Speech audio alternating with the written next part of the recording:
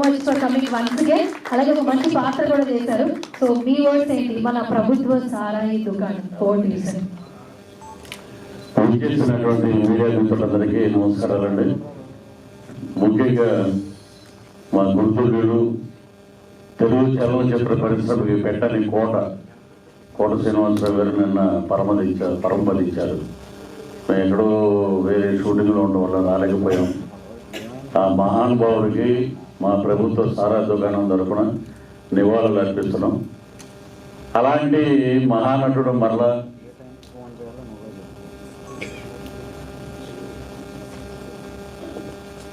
అలాగే బి సరోజాదేవి గారు మా స్వర్గీయ నందమూరి తారక రామారావు గారితో ఎన్నో సినిమాలు హీరోయిన్గా యాక్ట్ చేశారు. ఆమె కూడా కాలధర్మం చెందారు. ఈరోజు నిజంగా చలనచిత్ర పరిశ్రమ మహానటుల్ని కోల్పోయింది. ఆయన ఎప్పుడు కోట గారు ఒక మాట అంటుండేవారు, ఏమంటే పృథ్వీ గారు కోటకి ఇండస్ట్రీ అక్కర్లే, ఇండస్ట్రీకి కోట కావాలని. అంటే అదే ఆయన కాన్ఫిడెన్స్ మనం ఏ క్యారెక్టర్ చేసినా దాన్ని ఒక మైలురాయి చేయాలి, దాన్ని ఎక్కడికో తీసుకెళ్ళాలని కోటన్నా లేరంటే కోట ఎప్పుడు కోటే. ఆ కోటని ఎవరు రీప్లేస్ చేయడం. ఇక మా ఎస్విఎస్ ప్రొడక్షన్స్ తరఫున ఈ రోజున పోస్టర్ లాంచింగ్ జరిగింది. ఇక మెయిన్ ఏంటంటే ఒకటి చెప్తాం మా నరసింహనంది గారి గురించి.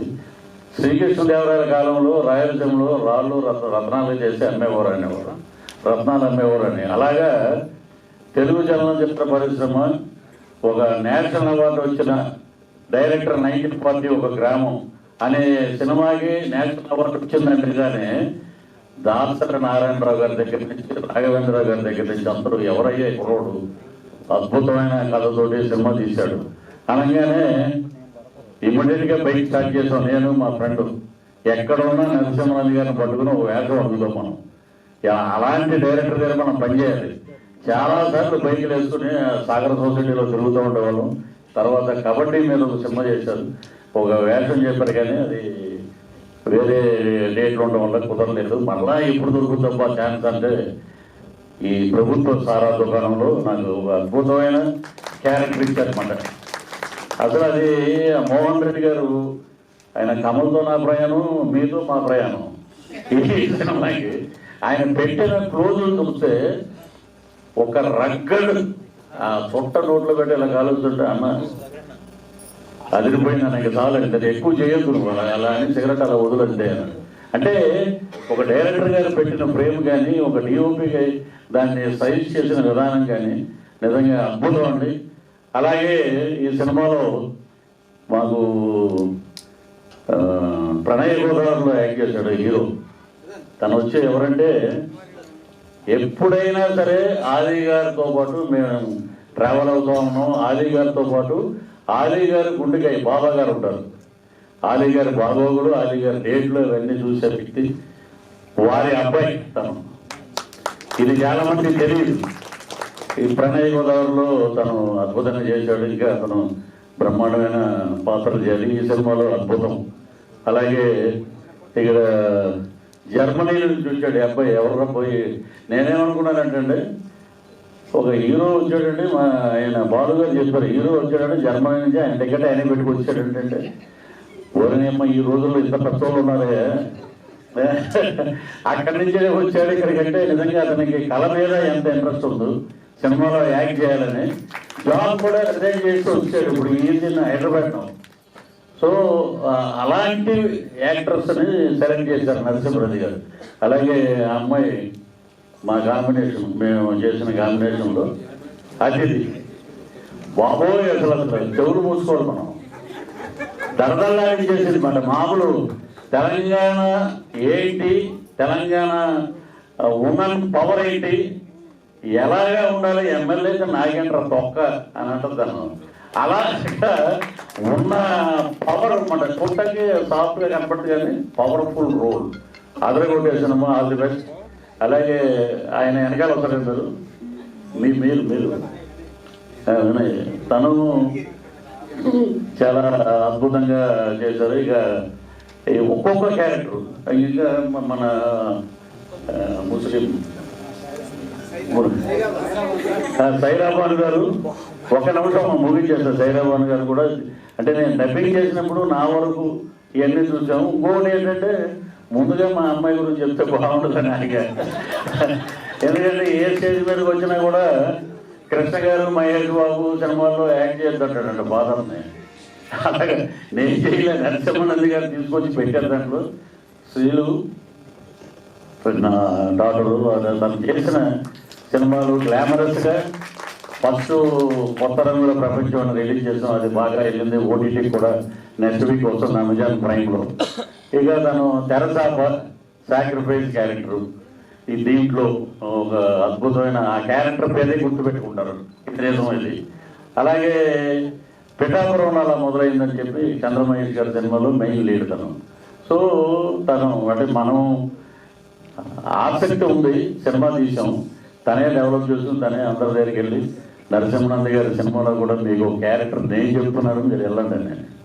సో అలాగా ఇలా వీళ్ళందరూ యంగ్ టీం మొత్తం అందరికీ మదర్ క్యారెక్టర్ వేసిన వాళ్ళకి వీళ్ళకి అందరికీ ఆ భగవంతుడు నటరాజు స్వామి అనుగ్రహం ఉండాలని, మంచి మంచి పాత్రలు మీరు చేయాలని, ఇంతమందిని క్లబ్ చేసి ఆయన డైరెక్షన్ నేను విన్నాను అన్నమాట. షూటింగ్లో నాకు విక్రమ్ చెప్తుండేవాడు, డైరెక్టర్ గారు నిజంగా మామూలు బ్రెయిన్ కాదండి.